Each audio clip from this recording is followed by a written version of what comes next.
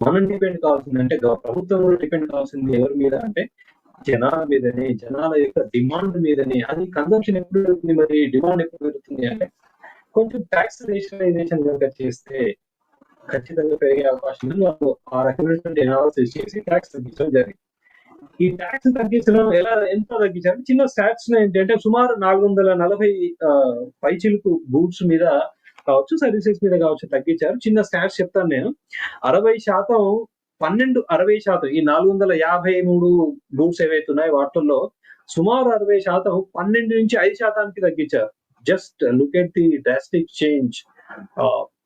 చూడండి, 9% ఈ ఈ 9% గూడ్స్ 12 నుంచి 0%, 7% గూడ్స్ 7% వస్తువుల పైన 28 నుంచి 18కి తగ్గించారు. సుమారు 12% వస్తువుల పైన 18 నుంచి 5కి తగ్గించారు.